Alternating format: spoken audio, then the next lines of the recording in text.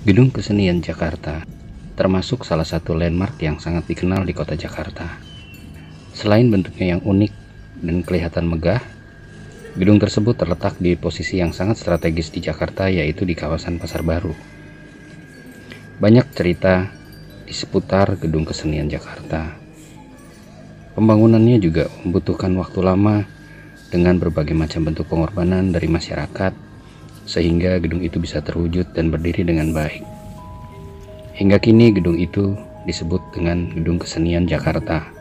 Namun banyak juga cerita-cerita seram dan misteri yang beredar di sekitar Gedung Kesenian Jakarta. Ingin tahu lebih jauh tentang Gedung Kesenian Jakarta? Mari kita ikuti kisahnya. Namun sebelum itu, silahkan klik subscribe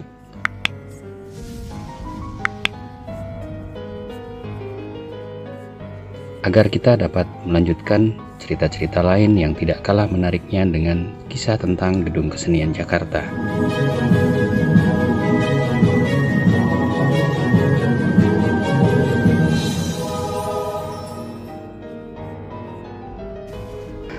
Awalnya, di lokasi tempat berdirinya Gedung Kesenian Jakarta sekarang, telah berdiri sebuah gedung pertunjukan yang terbuat dari bambu dengan atap rumbia.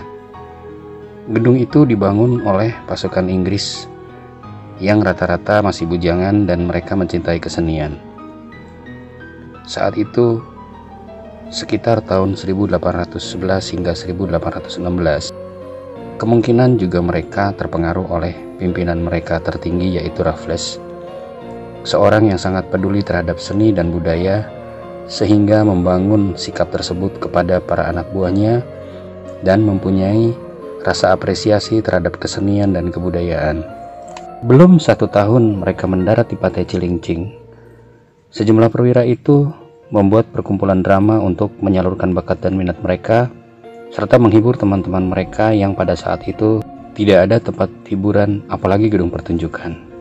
Pembangunan gedung sederhana itu dilakukan secara mendadak ketika ada rencana pementasan perdana kelompok drama mereka di bulan Oktober 1814 dengan jumlah 250 orang penonton.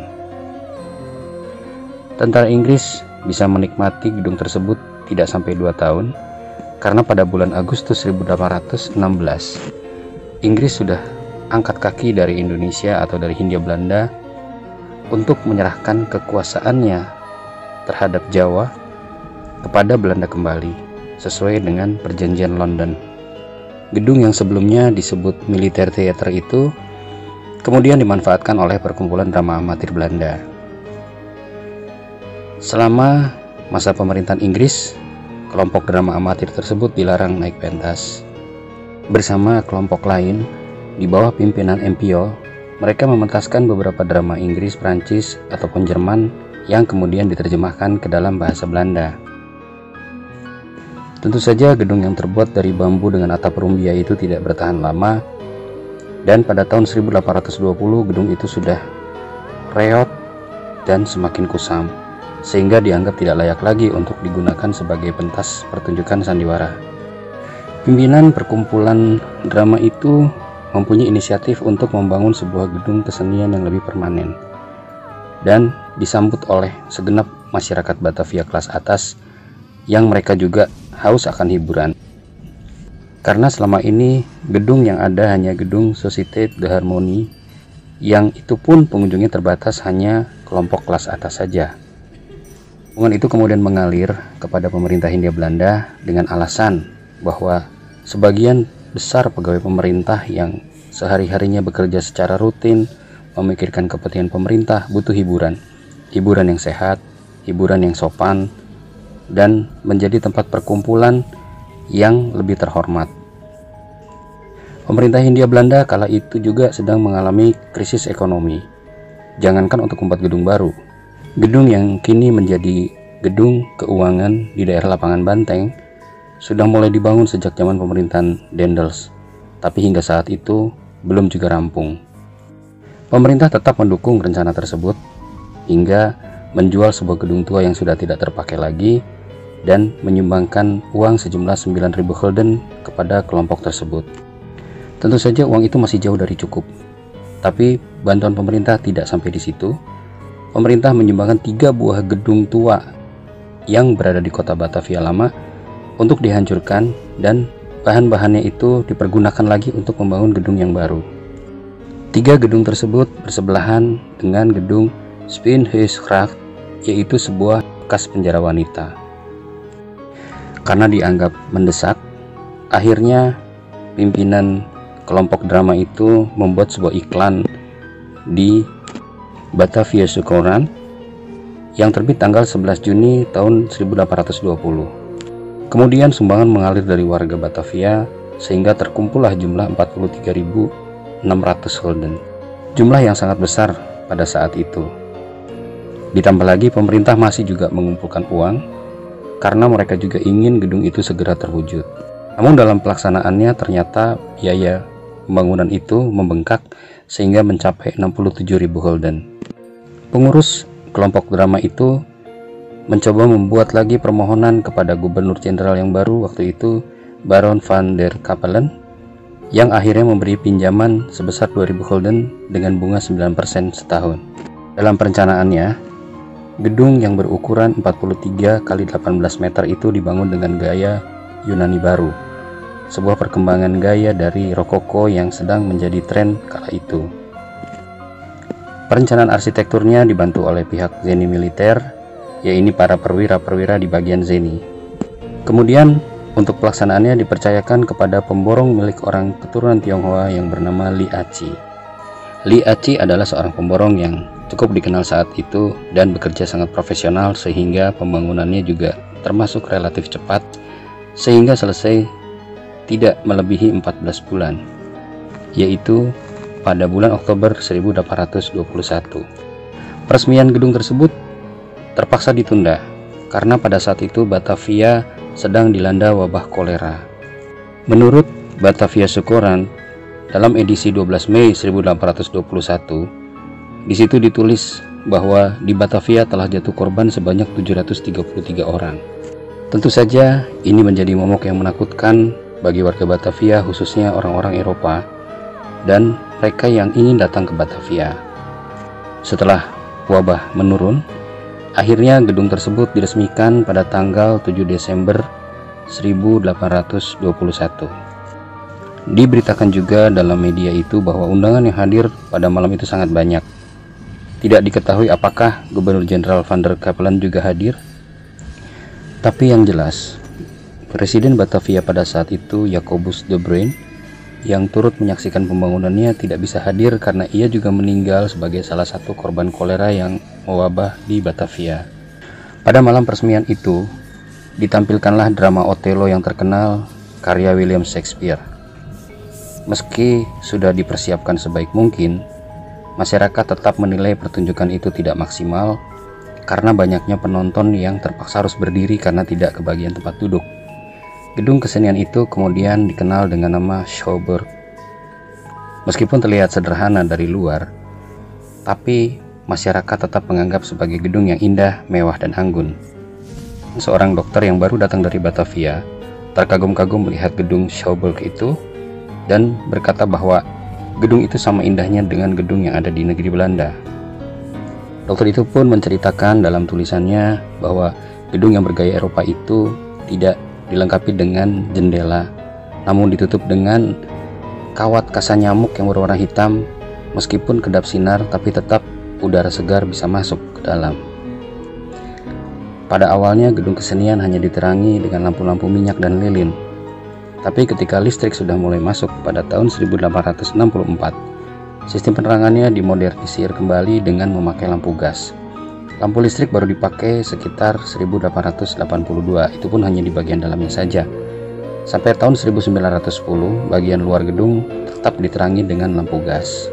Yang dalam terdiri dari tempat duduk penonton yang disebut parterre, yaitu tempat duduk di bagian depan dekat panggung, dan balkon yang tidak terlalu tinggi di bagian belakangnya.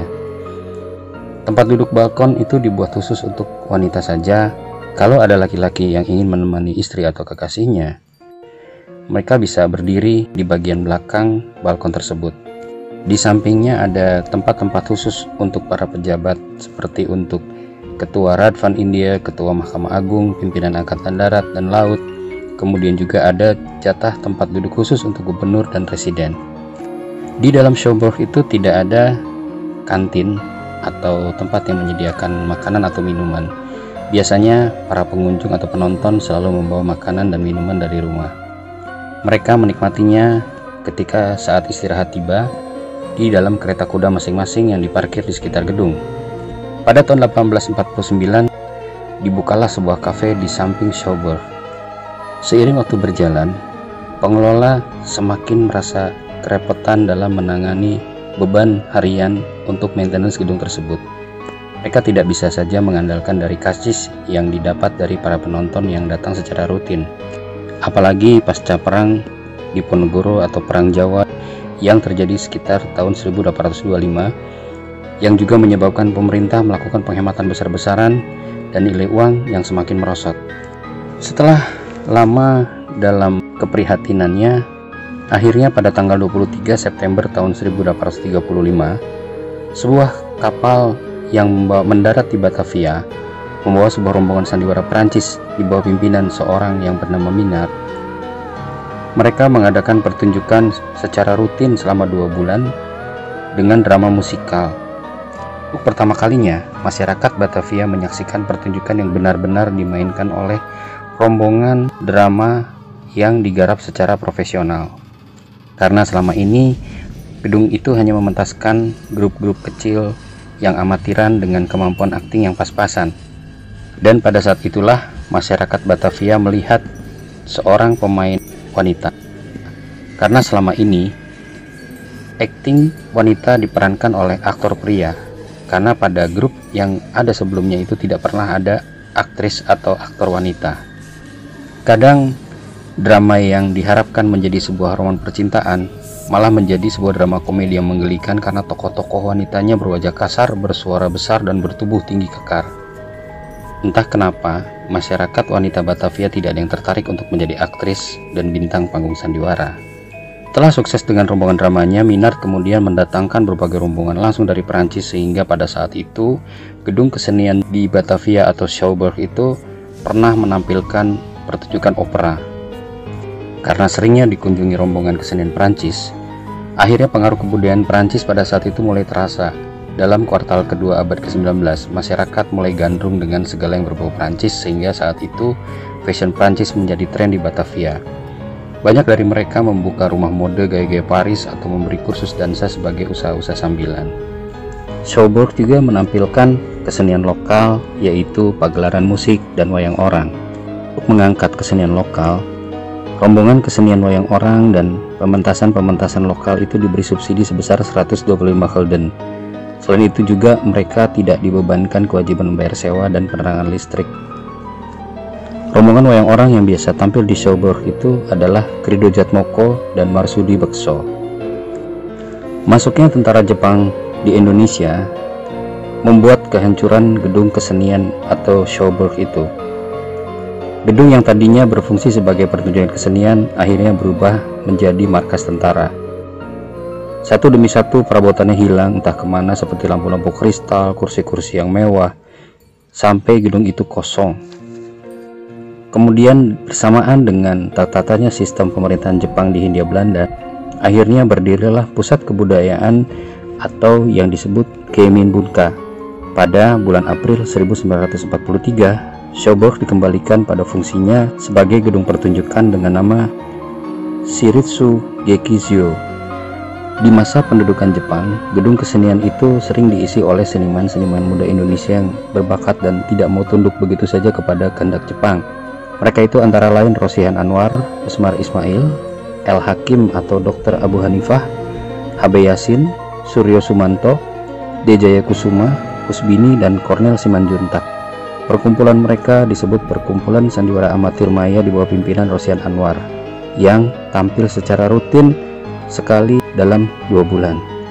Masyarakat pada saat itu kurang tertarik menonton bioskop karena yang ditayangkan hanyalah film-film propaganda Jepang yang bagi mereka tidak menarik sama sekali. Selain kelompok mereka, sering juga ditampilkan rombongan-rombongan sandiwara pribumi lainnya seperti Cahaya Timur, Pancawarna, dan Bintang Surabaya. Bintang Surabaya kemudian terkenal karena ada primadonanya yang cantik bernama Vivi yang kemudian terkenal sebagai bintang film Indonesia. Dalam perjalanannya, gedung kesenian ternyata tidak hanya diisi sebagai gedung untuk acara kesenian saja, tapi juga ikut berperan pada masa peralihan kekuasaan ke tangan pemerintah Republik Indonesia.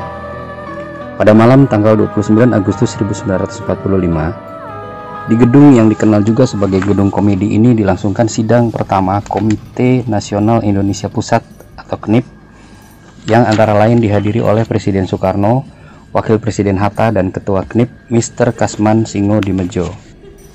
Cukup lama gedung itu dianggap gedung tua yang tidak berguna dan disia-siakan. Akhirnya pada tahun 1986 dipugar untuk dikembalikan kepada bentuk dan fungsinya seperti sedia kala. Gedung itu kini berdiri sebagai Gedung Kesenian Jakarta. Namanya gedung tua, tetap saja ada cerita-cerita yang mengelilingi gedung tersebut, seperti misalnya penampakan beberapa orang perempuan yang sering hadir di gedung tersebut. Mereka berjalan di sekitar gedung, ada yang duduk-duduk. Menurut cerita konon, mereka adalah arwah para narapidana wanita yang berasal dari penjara Spinheisurak yang dihancurkan beberapa ratus tahun yang lalu ketika bahan-bahannya dipergunakan untuk membangun Gedung Kesenian Jakarta ini. Percaya atau tidak, itu kembali kepada diri kita masing-masing. Tapi yang jelas, kita harus bersyukur bahwa Gedung Kesenian Jakarta adalah salah satu gedung yang lolos dari penghancuran sejarah yang dilakukan oleh pemerintah kita sendiri. Mulai sekarang dan ke depan, kita harus betul-betul menghargai dan merawat gedung tersebut, karena gedung itu termasuk bagian dari sejarah perjuangan bangsa kita. Jangan pernah melupakan sejarah, karena melindungi masa lalu menyelamatkan masa depan. Saya Ruli Rahadian, sampai bertemu di kisah-kisah lain yang tidak kalah menariknya dengan kisah Gedung Kesenian Jakarta.